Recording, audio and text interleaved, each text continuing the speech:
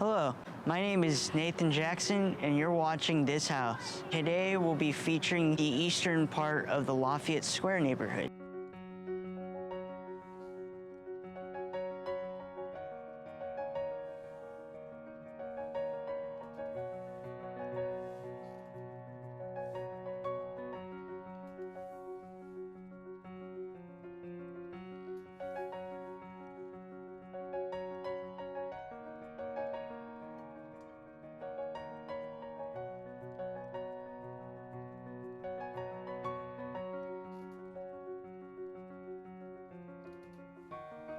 This row of houses here was built in about 1885 by a famed architect named Ernst C. Jansen. In general, Ernst C. Jansen built very ornate and elaborate buildings, and most all of his designs would have been for wealthy clients. He later on designed several homes in the Lafayette Square and Compton Heights neighborhood. He's most noted for his design of the Magic Chef Mansion on Russell Boulevard in the Compton Heights neighborhood. It features a lot of ornate detailing throughout the entire structure with many different stonework features, very elaborate bracketed cornice, several different ornamentations in the mansard roof line, such as the pediments above each of the windows and the bracketed cornice. You also have a secondary cornice overlooking the first floor, and you have these various different window arches as well as several different cast iron features throughout the building. This area of Lafayette Square was part of the 4th City Subdivision, which was plotted in 1854. The 4th City Subdivision was one of the areas of the St. Louis Commons, which was a common pasture in St. Louis set up during the French colonial era. In 1854, they decided to subdivide several different sections of the St. Louis Commons. Within a few years, the St. Louis Mutual House Building Company built a row of Greek Revival style row houses right here on Lafayette Avenue. These were probably built around the late 1850s or early 1860s, and they feature the limestone lintels above each of the windows, which you typically see with the Greek Revival style. So this is one of the rarer examples of a 3-story Greek Revival style house here in the city of St. Louis.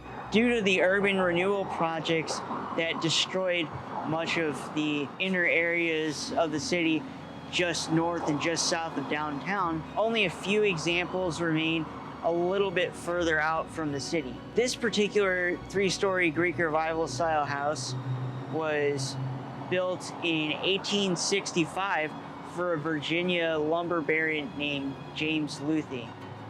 And at the time, this was thought to be a very conservatively built house, as the Second Empire style and the Italianate style were becoming very popular, and the Greek Revival style was on its way out, having had been popular between about 1825 and 1865. So across the street from the row houses on Lafayette Avenue that were built in the Greek Revival style, there was actually a brewery which was also built in the Greek Revival style, and this brewery was known as Christian Stalin's Phoenix Brewery. This was likely originally an ale brewery, as it was founded in 1838, the same year that Adam Lemp introduced lager beer to the United States for the first time. Before that, most all of the breweries around were actually ale breweries.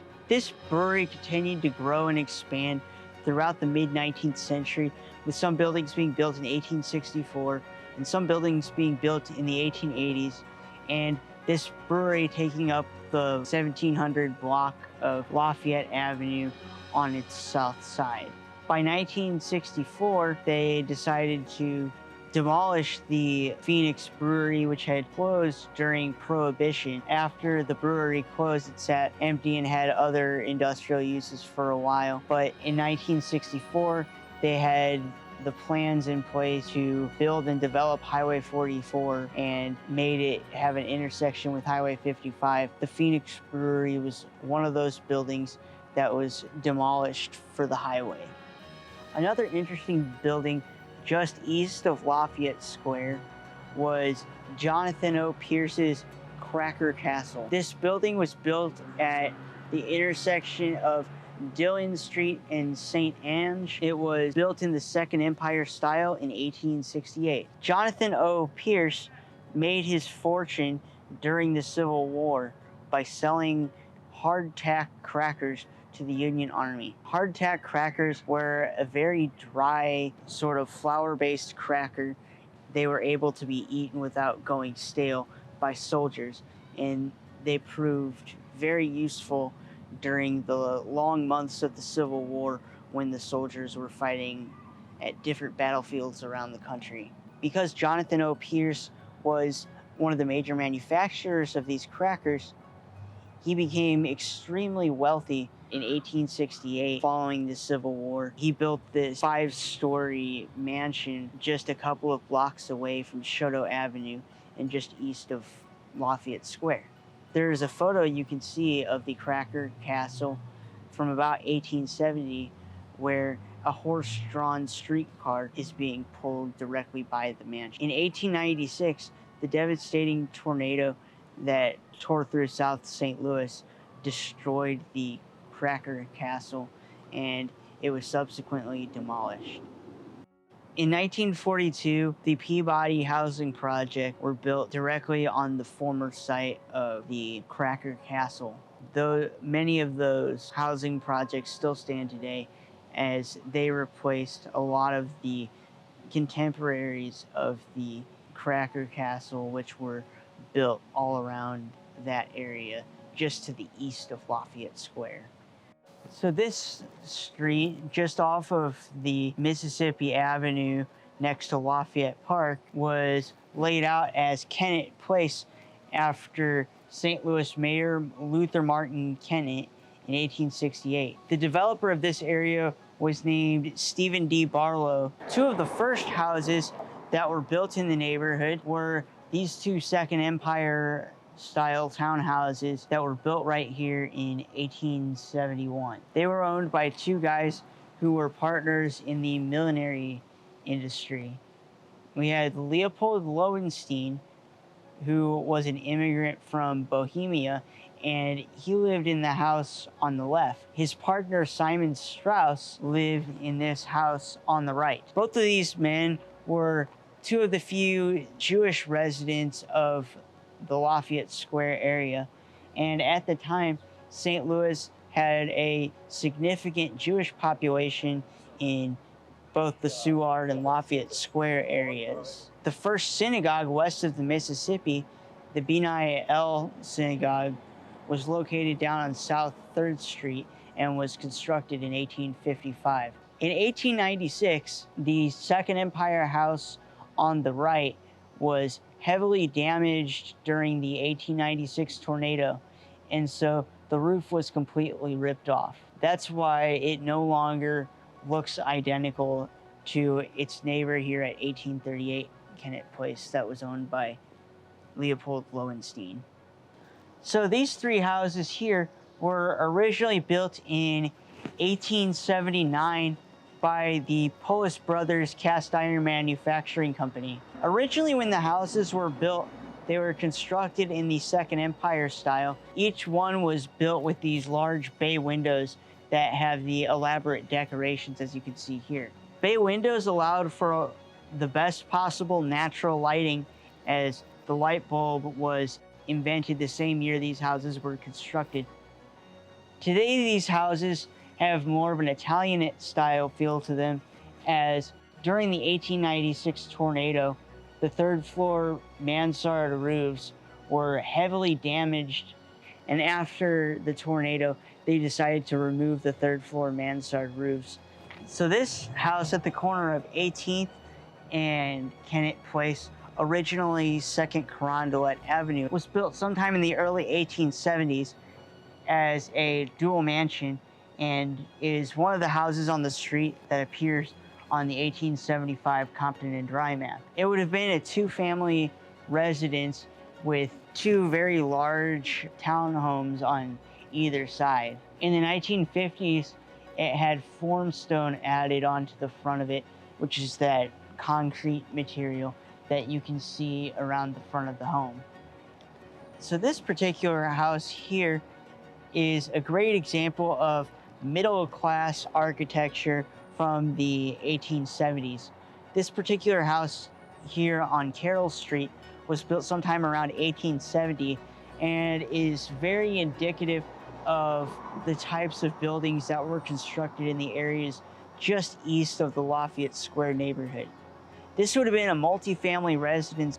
Most of the neighborhood just to the east of Lafayette Square around City Hospital was filled with these vernacular and Italian style homes. The houses much closer to the park were where the wealthier residents lived. This row of houses is often referred to as the Dolman Row. This particular row of houses was built in the mid-19th century vernacular style, as it has those arched brick windows, and then up at the top at the cornice level it has those dentalations in the cornice. Up top it features a hipped roof with multiple dormer windows. It's thought that these houses were built sometime around about 1877, as they did not appear on the Compton and Dry map, but they appeared in later 1870s city directories.